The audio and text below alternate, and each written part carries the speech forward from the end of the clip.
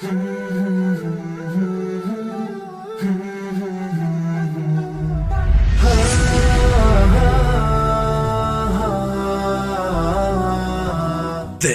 is Between Classes, a Qurtuba Islamic Academy production.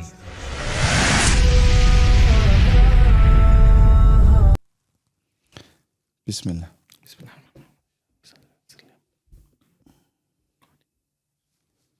Assalamu alaikum wa rahmatullahi wa barakatuh, and welcome to another episode of Between Classes by QIA. I'm Zaydaan Amod, and today I've got the honor of sitting down with two experts in the South African Padel scene, Coach Fayaad Cassim, the head coach of Qurtuba Padel and Fitness, and Uncle Mohammed Majam, chairman of Padel 360. We're going to talk about everything from the basics of Padel to the growth of the sport in South Africa, to running big events like the SA Invitational, and maybe even throw in a few quick-fire questions at the end. And stick around until the end, because we've got a special giveaway for you. 2 tickets to the SA Invitational, so you can experience the action live. Gents, how are you guys doing today? All good. This is Coach Fayaad. Just came off the court actually, doing what I do every day. And good morning, just a usual morning for me, starting on the court. Assalamu alaikum, Zaydaan. Thank you for having me this morning here. Very happy, privileged to be on your show. Thanks. So where and when did Padel actually start, if you don't mind me asking? So it actually started in Mexico. So I've watched a lot of like old videos of how Padel used to be played back in the day, and to my knowledge, it started in Mexico. Yeah, it started 1969 in Mexico, and the sport really stayed secluded to a few countries. It moved over to Spain in the 70s, and I think then it became a mainstream sport in Spain. Spanish-speaking countries, Argentina, Paraguay, Mexico. Those are the countries that almost held on to Padel for the longest time, and it was very hard to understand why the sport never made it out of those countries. And if you look at how far ahead those countries are of the rest of the world, it's phenomenal. You know, of the top 20 players in the world, there's probably like 18 or 19 that come from Argentina and Spain together. So I think the rest of the world's still catching up. But yeah, that's where, they said the sport originated in an empty swimming pool in 1969. A long time ago, they were playing with wooden rackets, and we look at what we play with now. It's a very different game. And how did it spread to South Africa? So Padel came to South Africa during COVID times. I've heard 2 different stories. One story that the first courts came up in a private property in Krugersdorp. That was in 2020. It was a businessman who saw the sport internationally and wanted to bring it, and he first transformed his tennis court in the Krugersdorp area. But the first official court was built in 2021 in Stellenbosch, in one of the estates down there. It was brought in by a group, and it started off and started moving different areas. And we're now at the stage where we have literally thousands of courts across South Africa. I think the number is 1,200 courts, not complexes, courts, in various parts of the country. So yeah, we've grown very fast in 2 to 3 years. Mr. Majam, on the Mexican, has there been a Mexican champion ever? No, not necessarily a Mexican champion. There's been not a world champion, but Padel only started formalizing in the late 80s, where it started having ranking systems and being part of the mainstream. It's been dominated by Argentinian and Spanish players since then. Mm-hmm. Yeah, and I feel like ever since it became a competitive sport, by then the Argentine and the Spanish players were already involved in the sport enough to play just as competitively as where it originated from. So they've taken over, and up to now, there's no one better at the moment. We mentioned the courts here in South Africa, but who were the early pioneers here in South Africa that steered Padel into its direction at the moment? Mohammed Majam. No chance. There are a few people, I think, that have really been sort of the initiators. I don't know them all personally by name, but there's individuals like Luke Potter, who was one of the first people to really drive it. I don't know, were you trained by Luke as well? No, I've done the Padel Padel MBA. MBA. Shoaib did, I think, with Luke Potter. Huh? Yes, I've also done the course with Luke Potter. So he's trained a lot of coaches. He does a lot of coach the coaches. So Luke was one of the first. There've been a lot of people, I think, from our Muslim community. One of the first people to really take the mantle was Shahzad Tayyub. Shaz has been integral in terms of building a community. He's a part shareholder of various courts and complexes around Johannesburg and parts of South Africa. But in terms of building the community and hosting the events, Shaz was one of the first people from our Muslim community that's really started. And then there's been loads of other people that have been influential in terms of the growth in South Africa. Like, I don't know them all personally. A lot of guys based in Cape Town and so forth. But yeah, that's those. I do accredit a lot of where we are today to the work that Shaz has done in the background to get us to this point. What makes Padel unique compared to tennis or squash? What's the driving force? Why hasn't squash or tennis grown in South Africa the way Padel's grown? I feel that comes down simply to the social aspect. So many tennis players who've packed up their rackets have said the same thing. They go there, it's a very isolated sport. It's you and your opponent, it's two men. There's nothing else to play for. Whereas with Padel, regardless of your age, regardless of your ability, if you get onto the court, it's a very sociable activity, and that's what's drawn most of the people now, because in the country you can see that Padel is not just played by experts or pros. There's many beginners who enjoy the sport just as much, if not more. So that's the biggest outtake I say that's from Padel compared to other sports, is the social aspect is just really good. So yeah, I think it's also the simplicity of the game. It's not that difficult to understand once you actually play it, and it's once you get onto the court, it is really just see the ball, hit the ball, and you don't need to be the most coordinated person. The racket is so forgiving compared to a tennis racket, where you have to be very specific about hitting the ball in the sweet spot. You have a really large face. Same thing with squash. It's a very specific technique about how you hit it.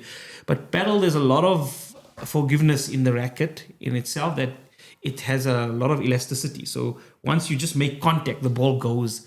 The other thing is, difference is compared to tennis, the ball's not running all over the place. When you miss it, you have to go and spend another 10-15 seconds to go and fetch the ball. It's right next to you, start up the game again, so I think that simplicity of the game, so it's attractive to people who've never played the sport. And I think people that have played sport in general, any other, or certainly racket sport, whether it be table tennis or badminton or squash or tennis, if you have hand-eye coordination, whether you play cricket, it's very easy to pick up. And once you pick it up, it's actually quite addictive, because it's a personal challenge to improve yourself all the time. While it's forgiving as a beginner, I think a lot of people have a misconception. There is a lot of finesse when you go in to the next level. People just think it's very easy, but once you want to get your level up, there's a lot of skill involved. People take it for granted that it's a Padel and it's just hitting. Yeah. There is a lot of skill involved. Sitting next to one of the guys with the most finesse in the area. So, Fayaad has incredible hands when it comes to touch and feel. And as you progress, that becomes very important as a player, understanding what shot to play at the right time, understanding the different types of shots. Yes, when you just picked up the game, you see the ball and you hit the ball, right? When you start playing and you want to get to the next level, you need to know, okay, what shot is the right shot at the right time. And from having played with him and having been in coaching sessions with him, he's the right man to teach that, because he knows exactly when to play the right stuff. So yeah, definitely. Thanks for the kind words there, Majam. On that, I would say that's another really big aspect that draws people to the sport. It's the motivation to want to improve. That's what draws you to the sport. So you hit your first smash out the court and you can't wait to play your next game because you want to try that again. Or you'll play an amazing drop shot and you can't wait to tell your friends about it. So as I said, the social aspect and the fact that you always want to improve, that's what keeps you motivated and keeps the sport growing, I guess. So, as a total beginner wanting to improve in 30 days, what would you suggest that we should do to improve? So as a beginner, I would say play games. Play as many games as you can. There's no better experience than playing actual games. So, should I spend? Let's talk about rackets, because I know some rackets they have like crazy prices. What would you suggest for a beginner? So that's the thing. A lot of players, when they start pedal, they feel like their pedal racket is gonna give them superpowers. It's not like come to Qurtuba and you find the rackets they're there for rental, and I'll take my racket out of the bag and I can almost do the same thing with both rackets. So it's really a misconception. Most of these rackets, if it's a decent range racket, like a middle to high end range racket, doesn't matter which one it is, they all have the right materials and they all do the right job. So as a beginner, just something comfortable, something lightweight, and just something easy to use is something I would recommend. We've touched on paddle and squash and tennis. What does teamwork compared to other sports compare to paddle? So in paddle, teamwork is everything. Like I always say, if you're going into a tournament and you have one bad player and one really good player, and they come up against a pair of two average or two good players, the better pair will always win. So communication is everything. If you watch pro paddle and the premier paddle scene, people don't actually look and they take for granted how much communication takes place in the game. Every single ball that's played comes with a communication. So at a social and intermediate level, you don't really find people talking to each other tactically on the court, but at a higher level, communication literally is everything in paddle. Okay, and the growth of paddle in South Africa, we have touched on it, and we said that it started 2021, 2020. But what would you say is the driving growth? Is it the media? Is it the different people? What would you say it is? I think South Africans generally, we a sports crazy nation, so we love sport, right? We love competitive sport. We love being good at things. So I think when the game started, there was a lot of FOMO. People wanted to know, oh, what's the sport about? I want to try it out. Everyone's playing it. I think we are a nation of FOMO. When we see people doing stuff, we all want to do it. You know, you look at Halal's Good Market. Everyone wants to be at Halal Good Market. You don't even know why you're going there sometimes, but you just want to be seen there, right? So that was the same thing with paddle. People wanted to be seen. I want to be seen at the paddle court. Or I want to tell everyone's talking about it. I don't know what's it about. I also want to talk about it. So I think a lot of it was driven by FOMO. A lot of the thing was driven by competitiveness and people just organizing tournaments. People have figured out it's an easy way to make money. A lot of people have commercialized the sport and run tournaments, make some money as a player, as an organizer.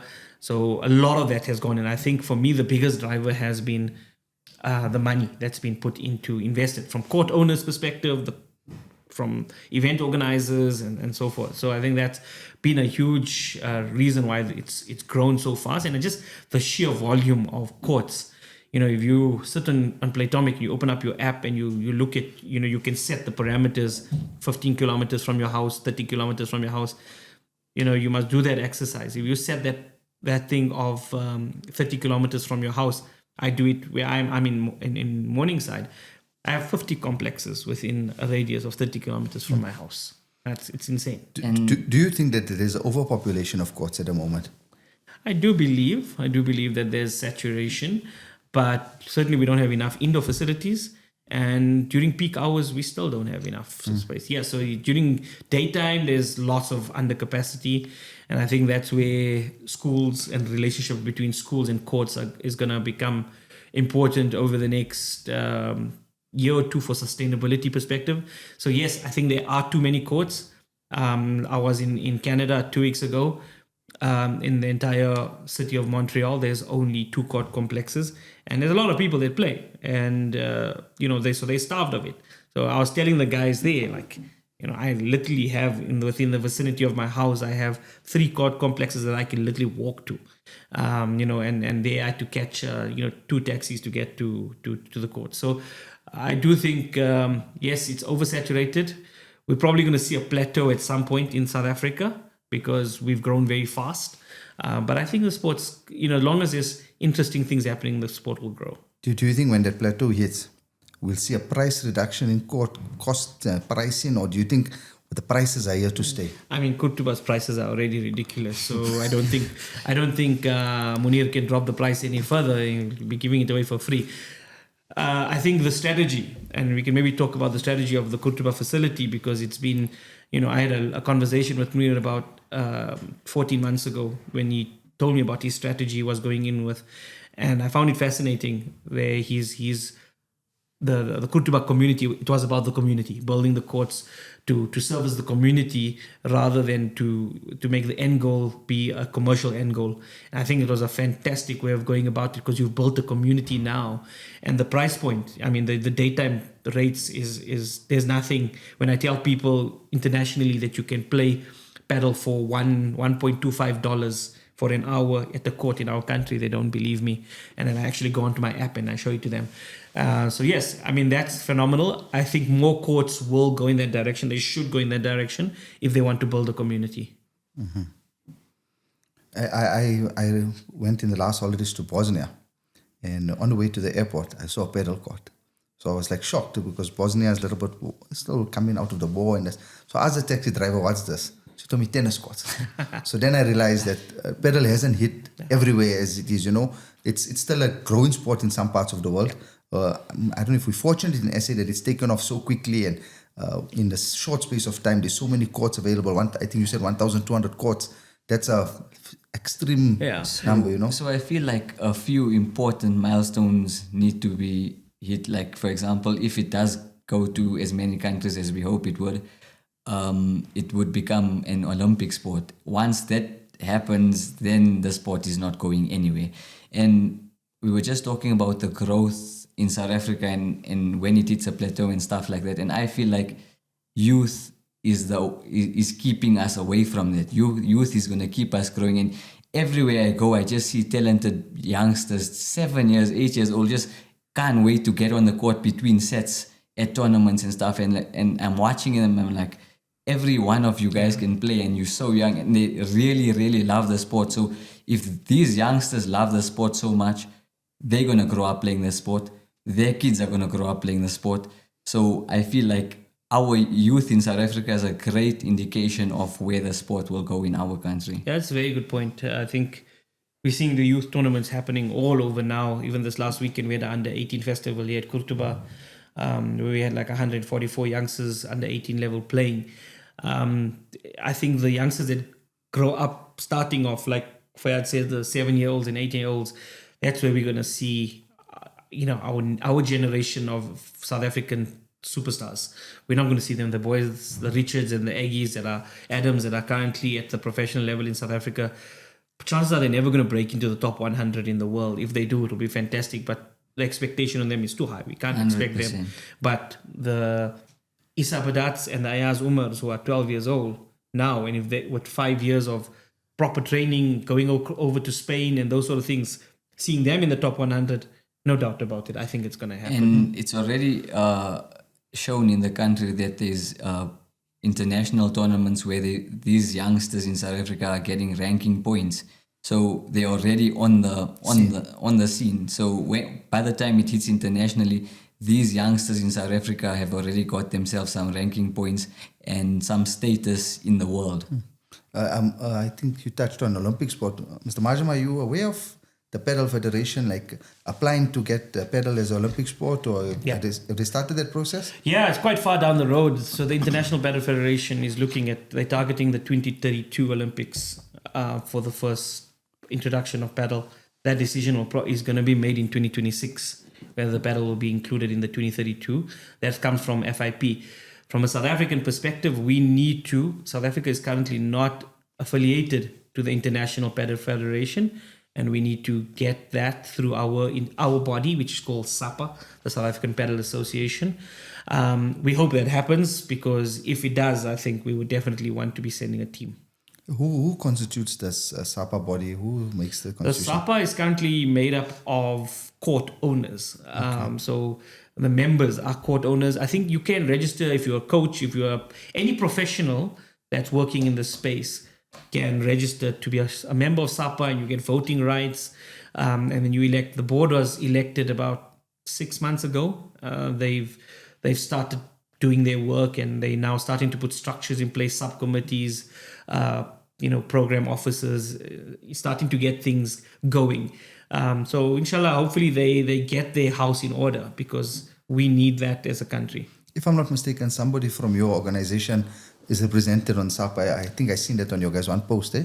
Yeah, so Attorney Joe Wadi is a board member on SAPA. We nominated him there was a constituencies or group of clubs that approached 360 Padel, and they had nominated myself to sit on the board. I declined that nomination because I felt that I can do more from the outside than from the inside. And then I approached Attorney Wadi and asked him, would he mind, taking up a position? It did mean that he had to resign from his role at 360 for conflict of interest, but he took it up, and I think he's the right person. He's been involved in youth sports development, so he's a good person to have there. So what is 360, and how did the idea of 360 Padel come along? So yeah, 360 Padel, it's started about properly around 24 months ago, but officially around 18 months ago. So I come from a cricketing background. Most of my sport, I've played soccer and that as a youngster and that, but my background has always been in cricket. I've spent many years as an administrator of club cricket. I've played at provincial levels during junior cricket and stuff. So I knew cricket really well.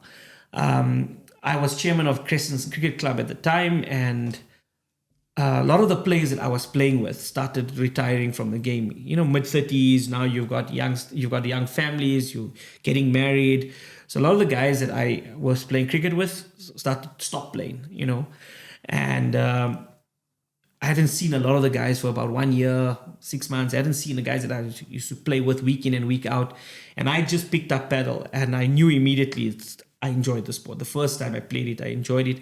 And I knew immediately that the guys that I would play with cricket would love this. So I invited them over, and we had a very small tournament just to get the guys together. It was at Morning Glen Mall. It was one of the first courts that we all used to go and play at. And we were 16 of us, just all ex-friends. And the idea was just to get together, have a lekker time, buy a chow, and just relax. And guys played competitively in this tournament, and Rajah will tell you as well, he knows how competitive I am, and I know how competitive he is. When we get on the court, no matter whether you're playing friendly or not, you're going to play, right? You're going to play competitively. So we played this tournament, and the guys enjoyed it so much, and they said, let's have 2 weeks later, they said, let's do another one. And then I was like, okay. And I've been used to organizing things from my cricketing background, spending many years at Gauteng Cricket Board on the structures. So I said, okay, let's organize. And the next one we did was 32 players. And people started hearing about the Crescents boys running Padel tournaments. And everyone was starting to play. And everyone's phoning me and saying, can we get into a tournament? We heard you running a tournament. So I went there and I said, okay, let's increase it. And we went then to 48 players in the next tournament. And then it started growing and growing fast. And then I got to a point where now there's 80 players in the tournament. Now, I can't do this through my bank account anymore. I need to set up a system to do this.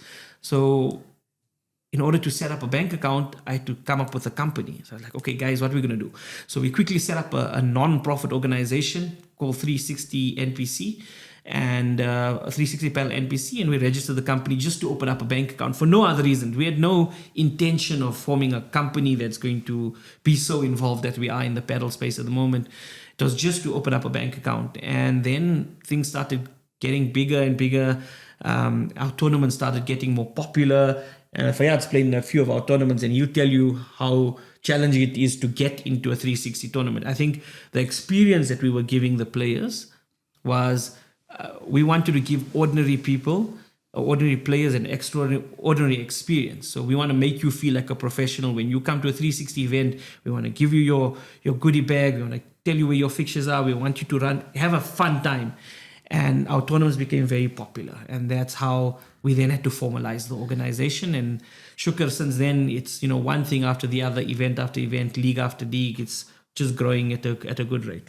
Yeah, like these tournaments are crazy. Like they post the link to sign up for a tournament, and within 50 seconds, every single spot is taken. Like it's crazy. The one day I was like playing a Padel game, and I set an alarm clock to register for this tournament.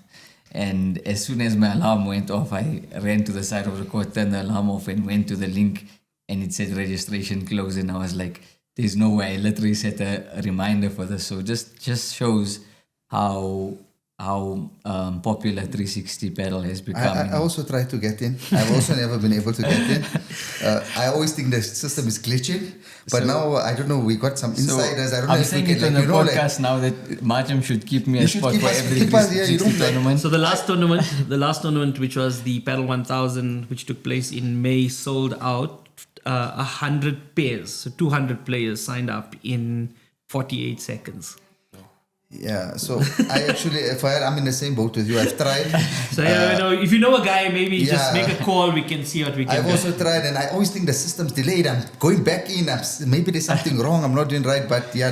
So we work on everything that we do at 360. We work on principles of supply and demand. You can't run a tournament every weekend, because then people are going to get tired with your thing. So we hold back from economics perspective, from a marketing perspective, we feel it's the right strategy to go. We have just the right amount of product available to the market. It's aspirational. So now guys like Fayaad missed out on being selected from the Diamond League, but they came to see the Diamond League and they were there. And any player who's now at the level of Fayaad or higher needs to think about getting into that. Any player below that wants to get into the Joburg League. So guys that are playing on the circuit at the moment needs to say, all right, my aspiration is to play in the Joburg League. But how I can do that is only if I play in the 360 tournament. So what we're building is an ecosystem. From youth, we got under 14s and under 18s. We got a youth championship feeding into our tournaments, into our leagues, feeding into the Diamond League. So what I've tried to build is a developmental pathway. So you as a youngster, whether you're 8 years old, 10 years old, you can see your direction from youth into the intermediates, into the professional system. So you have a trajectory. And often with our sports, youngsters don't see that. They don't see what is my pathway to professionalization. With Padel, it's clear. Unlike cricket, soccer, we don't know who the selectors are, what the process. I play soccer here. When am I ever going to get selected for regionals, provincials, nationals? Fayaad's a high-level soccer player, and he can tell you the struggles of trying to break in. And what youngsters and parents are seeing now is that if I invest my kid in Padel, there's actually a trajectory to become a professional within a short space of time. It's cutting out a lot of that politics that we see in other sports, because this is one sport where your true talent can show for itself. And I often say the playing field is very level, right? Unlike many other sports. That court is the same court, the same 10 by 20 meter court with the same materials, with the same rackets, that everyone is on an equal footing. Unlike cricket, where the facility you play on, the coaching you get, it's going to make a difference. So I do think it's a sport where parents have identified a pathway to professionalization. Youngsters can see that pathway. I just hope it stays like this. It's exactly what you're saying. It's nice to see the Diamond League taking place, but seeing players like Riaz and Yasser taking part. So people that you... not that or people that Riaz is part of our community. He's playing in the Diamond League. It's possible to get there, It's somebody Well, the Diamond League offers that, where there is these top players of Richard and all the top guys there that not everybody has. But there's at the same time, there's the youngsters, the Shahzad's nephews. Wasim and Aman. You've seen youngsters taking part. So a youngster can see that I can be there. In other sports, it's not so common. You see a professional soccer team or something. You don't know anybody. You don't know his struggles. You don't know how he got there. And here you can see Riaz is playing not me on a Wednesday night, but he's playing on in the Diamond League at another weekend, you know? Yeah, 100%. And it's exactly what you were saying about systems feeding into the Diamond League. Like, I was a very low-key paddle player, I'd say. I never played with all the big guys from the start. I took it as a very social sport when I started playing, because I had a professional football background. That's what I used to do. So when I started playing paddle, I was like, I had no racket experience. There's no way I'm going to compete at a high level, because there's probably players that come in with crazy racket sport backgrounds, and obviously they're going to have the edge on me. But then I'm naturally a competitive person as well. So I played as I pushed myself, and then in the 360 Joburg League that he's talking about, that's when I got to fully express myself, and I had a very, very good season, and that already just put me out there for a chance in the Diamond League, just by having one good season in the Joburg League. And that's something that motivates me now. I know going into the next Joburg League, I'm going to play as well as I can, and hopefully in the next Diamond League, that's where I'll get selected. And that's motivation for myself. Now, for other people, there's tons of different motivation stories regarding paddle, whether you're a beginner trying to get into intermediate, whether you're intermediate trying to get to advanced. There's always a chance to improve. Majam, I know you got so many different names, because you got your Joburg franchise. I seen Durban, you got your, everywhere's a name. How did the 360 name come out? Is it 360 like 360 degrees or 360? That was I think in our team, as Safaraz Bismillah was the one who actually came up with the name when we were brainstorming. And the idea, I think there were various versions of why. So the one was 3 stood for 3 sets, 6 games, 0 excuses. That was our first sort of tagline, all right, for what 360 stood for. And then as we developed it, it was more about 360 being about holistic, being about, completing the circle. And that's what we're about, completing the circle of paddle from youth right to professional. We've touched on all. So like you said, we've got youth, we've got Joburg, Pretoria, Durban, potentially, Cape Town. We've got the elite, we've got the tournaments. We're looking at a high performance structure with Qurtuba as well. There's a lot we're talking about which covers the full circle of paddle. And then I think that's a story I like to talk about now, where 360 is in terms of the genesis. So yeah, we've just become a household name. Everyone understands and they credit us with development. But there's been a lot of people that have gotten us to where we are today. And coming back to the Diamond League, what's like the biggest difference between our South African pros and the international professionals? So the highest ranked South African player is Richard Ashworth, who's currently 470 odd, 471 in the world, I think, at the moment. All right, so that's globally, that's his ranking. If we look at the SA Invitational and the players coming out in the next 2 to 3 days' time, or actually tomorrow, we have 8 of the top 10 players coming in the world as number 1. And I think over this weekend, South Africans are going to see the actual difference between our best players and the international players. The standards are vast. Even when we spoke to Richard and again others, they themselves admitted that we probably cannot put them on the same court together in this tournament because the differences are too big. They've entered, so at international level, you have Premier Padel, which has different rankings. Like you have your English Premier League, your Championship, your First Division, Second Division. Same thing on Padel. You have Premier Padel, then you have P1, P2, then you have FIP Gold, Silver, Bronze. Our guys are still competing at FIP Bronze level. All right, so there's levels that they need to get to. They need to start winning bronze events, silver events, gold events. Then can they only get to a potential stage where they can get to play in Premier Padel. So the gap is still very, very big. And if you ask what the technical difference is, our guys are playing paddle for 3 years. These guys, Coelho and Tapia, grew up with a paddle racket in their hand. They were 5, 6, 7 years old. They've been getting high-level coaching since they're 12. So you can't compare. It's unfair to compare the South African players. Our South African superstars, if you want to call them that, 90% come with a tennis background. If you look at Aiden, Tremaine, Richard, Eggy, Keegan, all of them Adam, they all come from tennis background. That's the one foot in the door. If you have a tennis background, it's easier for you to play this game. And these guys all know tennis background. It's a pedal background. It's pedal background. So started with a pedal. They started with pedal. They were born into pedal families, born into pedal, playing pedal, living near where courts are. You know, when I was in Spain recently for the World Padel Summit in Barcelona, we think we got courts on every corner. In Barcelona, there's courts everywhere, like literally, and there's public courts. And that's a big difference. There's public courts where you as a youngster and your friend, you go and you walk into a court and you start onto a public facility and you start playing. No cost, nothing involved. So it's a culture. We're nowhere near that stage yet. I know you touched on the SA Invitational taking place this weekend. We'll go in depth on that. Zaydaan will bring that in. But I just want to know what's been yours or Padel 360's proudest moment so far. Is it hosting this tournament? Is it the growth you've seen? What's been your moment so far in the 360 Padel scene? There's so many moments we could be proud of. I could talk on successful delivery of different leagues and all of that sort of thing.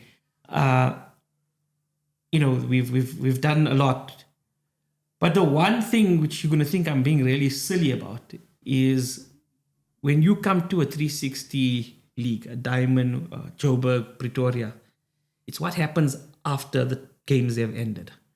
It's when the guys are parking in the parking lot and the players from all the different teams are sitting and in the car booths are having a cup of tea. I don't know if you've ever had any. Yeah, Vipers. The Vipers and the team invite everyone. And guys, you played against the guy, you had a heated game, you are fighting and swearing the guy on the court. After the game, we're in the parking lot, we're all having tea together. And building that community of friendship, for me, has been the priceless thing. So yeah, I can talk about the thousands of people that have come to watch Diamond League and how great it has been, and the auction evenings and the glitz and glamour and meeting Bella and Galan. And those are all lovely things. But having built friendships out of nothing, for me, has been the most priceless thing. Whether it's been my committee members, the community, just bringing people together. Diamond League brings together players of all races. We've got a Japanese player, we've got Chinese player, we've got white guys, we've got black, we've got everyone in there. So being in a privileged position to build that community, for me, is the most priceless thing compared to any other accolade that we may have. Coming back to the SA Invitational, why would you consider it important for South Africa to have an invitational for all these professionals? I thought you could ask me, why would you consider it important to do this? And I was going to say, because I was crazy when we actually thought it up. Look, I think there's two reasons why we went ahead and did it. Is that if we didn't do it, the opportunity was going to be missed. And the reason I'm saying that is, yes, these players are super expensive to bring to South Africa. But if we waited another year, any South African investor was not going to be able to afford to do this because of the amount of leagues and tournaments and events coming up globally. If you look at currently, just this weekend, we are competing against two major events. It's the Pro Padel League taking place in Mexico, which is financed by billionaires, right? We're coming up against these oaks, and they've got a massive infrastructure behind them. We're coming up against the World Padel League in India, in I don't know which city it is in, all right? And you've got owners of teams like, I don't know, it's Salman Khan or something like that, and all the Indian actors are owning teams. Now we're competing against these guys from a South African invitational perspective, right?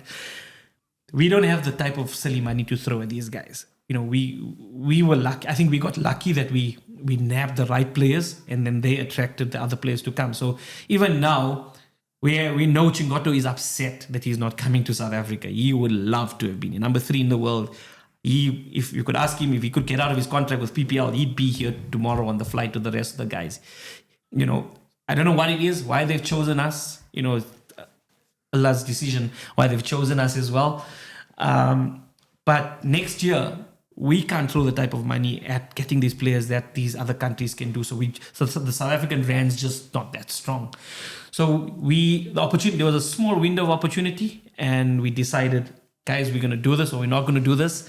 It's our one chance. It's a big investment. It's a big a lot can go wrong. And yeah, we said Bismillah, and we got together as a group, made istikhara, and we said, guys, let's go for it. And that was, a good thing is because we so invested in this thing. Mols, a lot of the committee members have become a lot more religious. The guys are waking up for.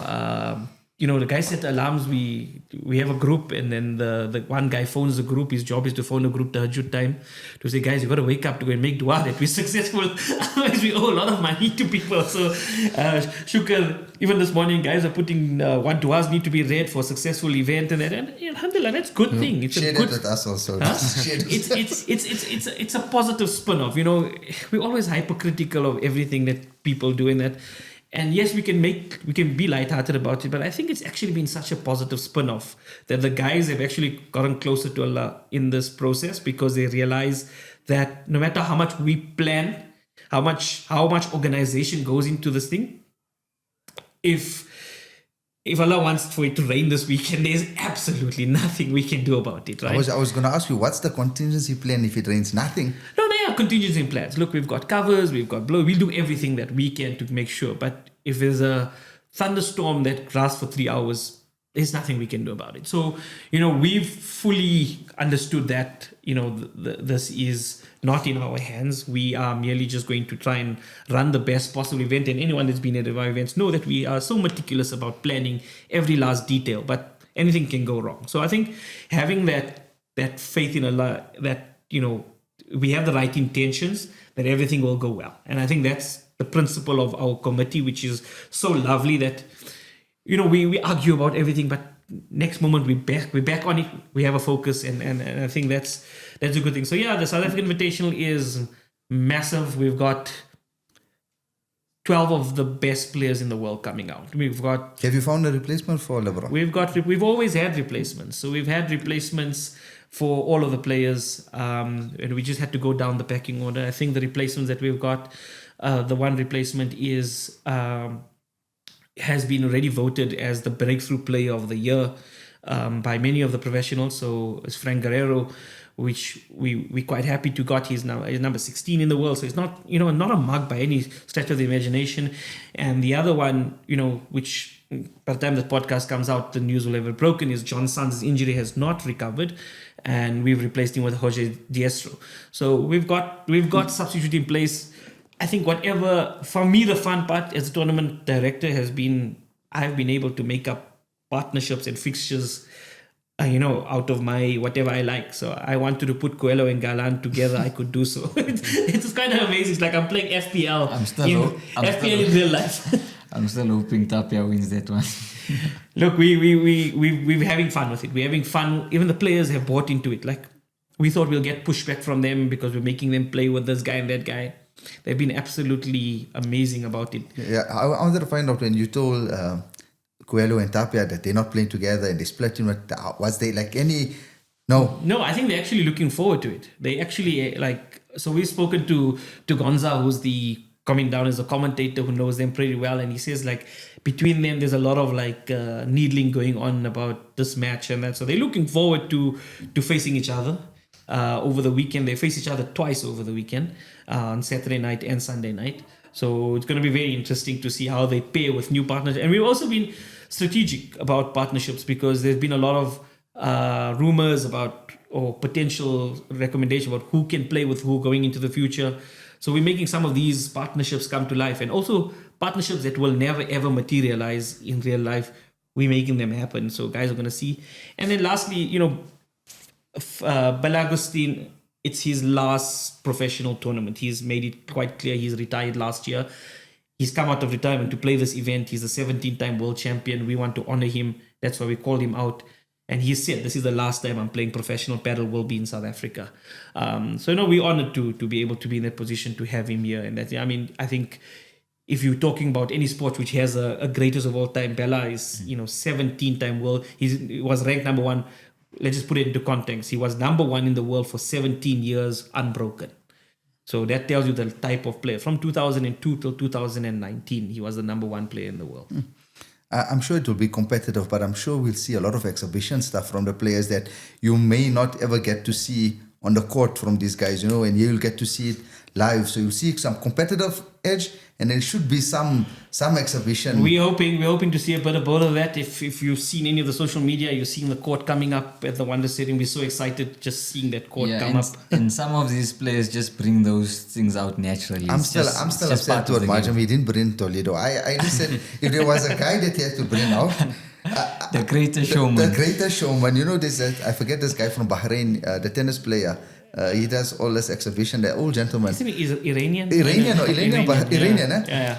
And he goes and he competes at Wimbledon in doubles, but he's a showman on the court, Yeah, you did mention it to me a while back about Tolito. So funny enough, when we were looking at replacements, when we were constructing our replacement list, I did actually raise it with the team. But I think by that point he was committed to the PPL. So he's playing there this weekend. Kokinyato is another one we wanted to come. I think he's playing in India. So yeah, look, we couldn't get them all. We'd have loved to. Our initial thing was let's try and get all of the top 12. We got as close to as possible. We got like 9 out of top 12. And you were saying that the court, I seen some of the pictures of the court. That base is going to be unique. I seen it's on stilts, and then I seen them putting some wood on it. And talk to us on that court setup. Yeah, look, so you can't just put the court flat on the floor for various reasons. Firstly, we're playing at the Wonders Cricket Stadium, and we know how important that is as a international cricket stage. So nothing can go wrong with that facility. We can't end up leaving the Wonders with indentations or damage the drainage in any way. So we've had to build a 600 square meter base, which sits about 30 centimeters off the ground. So it's basically on stilts. And then on top of that's another plywood board, and then there's metal plates, and then the cords get literally drilled into the metal plates. So there's a lot. It's a very technical thing. So just the building of the court is a huge expense. It's a specific mobile court. We were using Major Set, which is an international premier paddle court. We're using Mondo Turf, which is international premier turf as well. Hopefully by the time I get back to the stadium now in another half an hour or so, the frame of the court should be up, and we're hoping by tonight the carpet can go in. We're looking forward to testing it tomorrow. Hopefully we can get onto the court in the evening sometime tomorrow to test it out, make sure the bounce is true, and there's a lot, putting the sand. And so yeah, the court goes up tonight, the grandstands come up tonight, screens, everything. You guys will see. Follow us on the Instagram. You'll see as we're building every day the updates from where we are, and hopefully by Friday Jummah time we'll be ready with a theatre for everyone to see. Fayaad, I don't know if you're going to get to test the bounce, because I know Majam can test the back glass strength when he smashes those ones. Those full the ones that he hits wildly on the back glass. So he can test the back glass. We need some guys to test the bounce.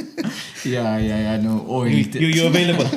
You're available for call up, Fayaad. Of course, if I'm going to be playing on the same court as these guys, I'm never saying no. Inshallah, we'll see. Hopefully, just make dua that the court, that's our biggest risk, that the court doesn't play to their satisfaction.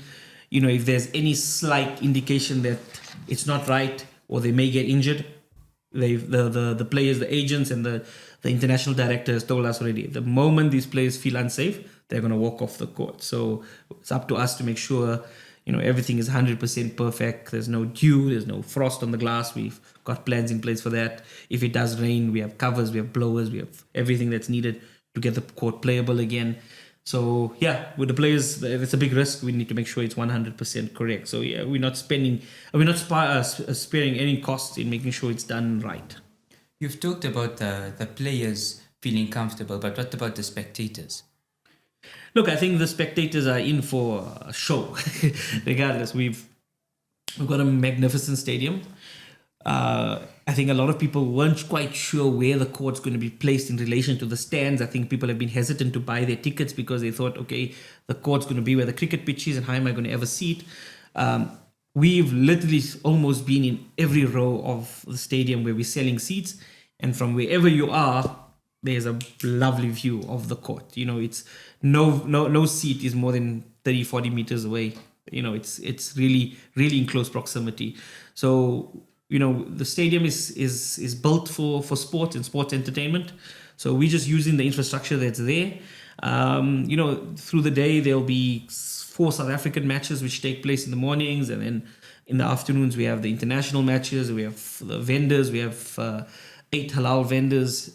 So we know that the Muslim population is a big paddle following. So we've added more halal vendors to the stadium. Then there are non-halal vendors. We have activations and other events going on there as well. In terms of these pros that are coming, when they normally have a tournament, are all the tournaments indoor or do they have outdoor tournaments as well? It's mixed.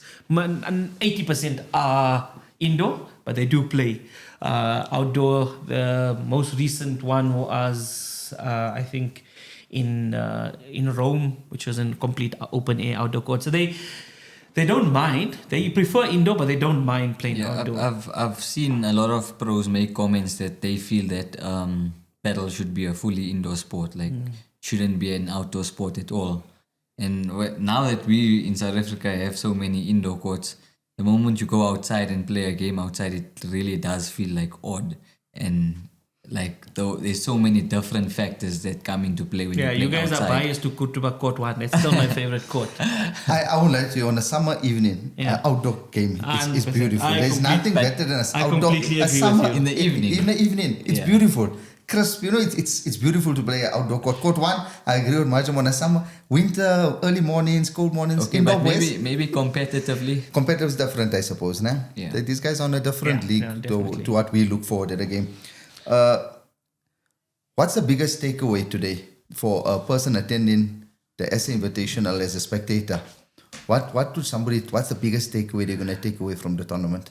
This is a once in a lifetime opportunity, guys. I think people are underestimating that this is not something that just happens. To get these players the first time on the African continent that this is happening, the first time in South Africa, the first time all besides one of these players are traveling to Africa, not just South Africa. So they've never done this before, and chances are it's not going to happen in a hurry again.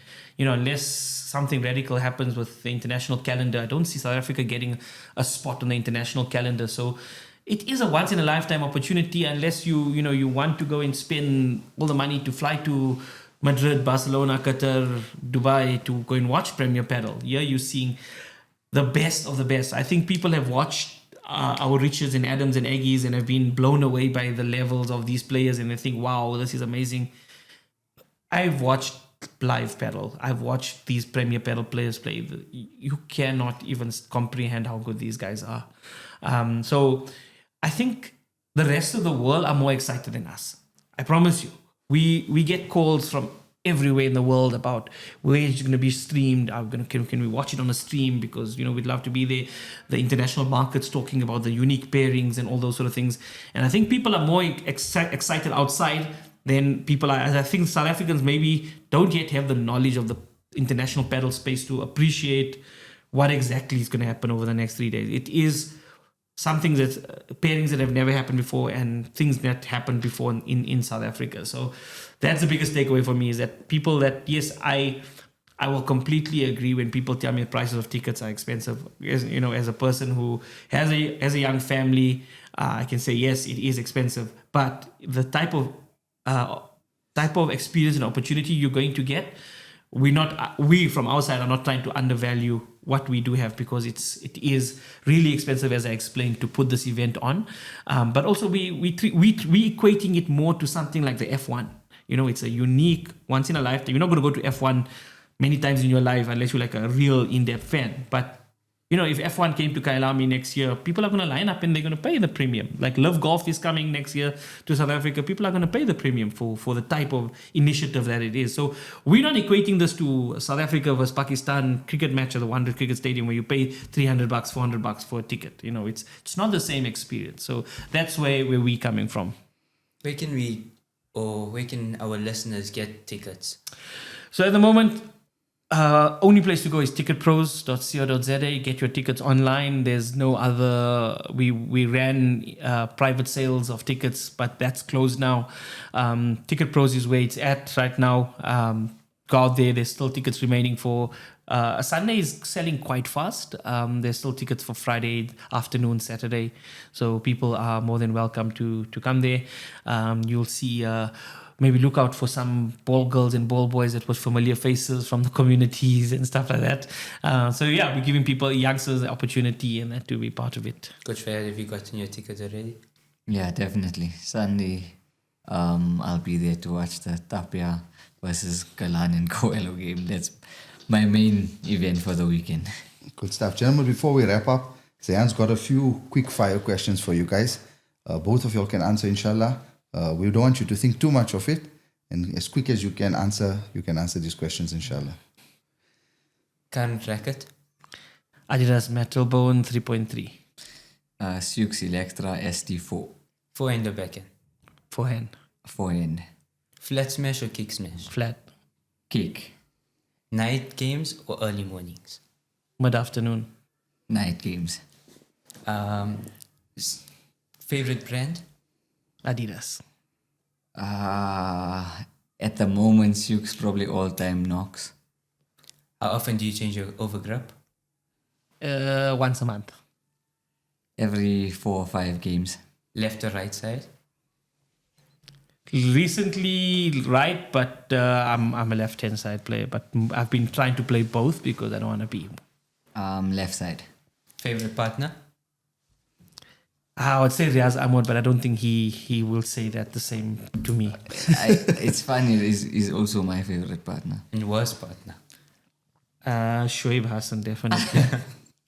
I can't really call out. And a only worst because me and partner. Shoaib never ever win together. I can't really call out. Call a him worst- out. I Most don't sitting ever- right here. I'm leaving that out. Best pedal moment? Oh, sure. I don't know. There's a lot. I played with Hashim Amla about a few weeks ago. That was fun. Okay, there's 2. One, I think winning my first ever pedal tournament, because as I said, I had no experience, so it was a great feeling. And number 2, having one of my 14-year-old students win MVP at an open tournament. Worst pedal moment? Flying through a table at Kilani Country Club in the semi-finals of the Joburg League. There's footage of that as well. Mine, probably just catching a donut. I hate catching a donut. LeBron or Galan? Galan. Kalan. Favorite international player? Tapia. Tapia. Favorite local player? Richard. Richard as well. Dream pedal collab? Oof. 360 Qurtuba International. For me, it would be if Nike joins the pedal scene. Favorite court in South Africa? Qurtuba Indo. Qurtuba, definitely. Pre-game snacks? Ekis. Red Bull and an energy bar. Post-game snacks? Ekis that I have to finish. Yeah, then I can have echoes as well afterwards, Indoor or outdoor? Outdoor. Indoor. And one word to describe pedal in South Africa? Tiring. Competitive. Yeah, I just got one question. Before I get to my question, I know you want that Nike dunks in a pedal show. I must say. If your record could say one thing of your pedal game, Sure. what would it be? Stop. My record will be screaming vamos. And one last question for both of you. Pedal or cricket?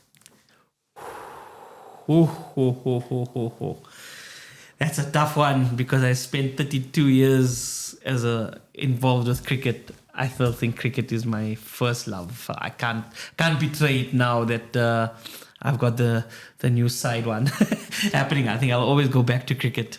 And for you, pedal or soccer, coach? That's an easy answer. It's going to be football or it'll never change. But pedal's taken a big part of my life now. But football will always be my life. Guys, it's been an absolute pleasure having you. Thanks for sharing your stories, knowledge, and wishing you guys continued success in the SA Invitational. And everyone listening, remember to enter the giveaway for your chance to win 2 tickets to the SA Invitational and watch some of the best players in action. But before we end, we have this thing on Between Classes where the previous host asks a question. And this is the question that they posed. what should a person do to become a better human being? Sure, it's a deep question. Non-pedal related. Yeah. Look, I think for me it's just giving off yourself without any expectations from anyone or anything. I think the moment you live in service to others, whether it's as a teacher, as a friend, as a family member, as a sports person, I think if you're always thinking about how you're going to benefit other people, that's how you should live your life, is how do you improve other people's lives. So that's what I do. And I think even through the paddle, we just want to do things that makes other people happy. And yeah, so that's always been my motto in life, is living in service of others. So my advice would be to be kind always, because you have no idea what the next person might be going through. And we have to give a question for the next episode. What will it be, Uncle Majam? No, don't say it on the mic there. Uncle Mo will write it in his book, yeah, and then we'll take it from there, inshallah. So the next guest doesn't know what it is. All right. Inshallah. We'll do so. Gentlemen, Jazakallah for joining us. Jazakallah for having us. We really appreciate you all taking out your time. Fayaad from the courts, Uncle Majam hosting a big tournament like this. No problem. How much of time you require, we really appreciate it. Thank you.